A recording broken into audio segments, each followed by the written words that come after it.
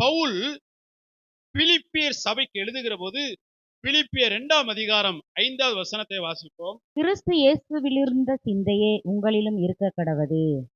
கிறிஸ்து இயேசுவில் இருந்த சிந்தையே உங்களிலும் இருக்க கடவுது. இது இருக்கலாம், இல்லாமலும் போகலாம், முடிந்தால் இருக்கலாம் அப்படிங்கிறது இல்ல.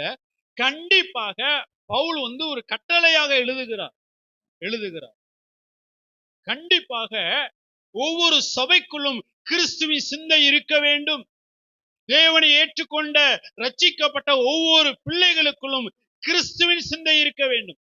ஏன்னு சொன்னால் அவர் தன்னுடைய அனுபவத்தை எழுதுகிறார். நான் ஒரு காலத்தில் கிறிஸ்துவை அண்டிக் கொள்ளல, கிறிஸ்துவை ஏற்றுக்கொள்ளல, எனக்குள்ள கிறிஸ்துவின் சிந்தை இல்ல, கிறிஸ்துவின் சுபாவம் இல்ல. நான் தேவனை துக்கப்படுத்தக்கூடியவனாக, வேதனைப்படுத்தக்கூடியவனாக, அநேக பிள்ளைகளுக்கு கண்ணீரை வரவழைக்கக்கூடியவனாய் இருந்தேன்.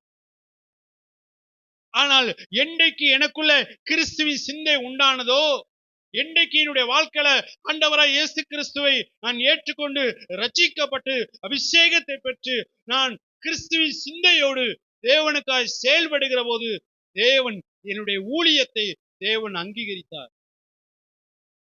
என் பிரயாசங்களை தேவன் அங்கீகரித்தார். என் மூலமாக தேவனுடைய நாமம் மகிமைப்படுகிறது. அநேக சபைகளை ஸ்தாபிக்க, அநேக தேவ பிள்ளைகளை கிறிஸ்துவுக்குள் கட்டி எழுப்ப, அநேகரை தேவனுக்குள் கொண்டு வர, தேவனுடைய ராஜ்யத்துக்குள் கொண்டு வர ஆண்டவர் உதவி செய்தார். இதுக்கு காரணம் என்னன்னா கிறிஸ்துவின் சிந்தை. ஒரு மனிதனுக்குள்ள கிறிஸ்துவின் சிந்தை இருக்கும் என்று சொன்னால் ஆவியானவர் பலமாய் கிரியை செய்வார்.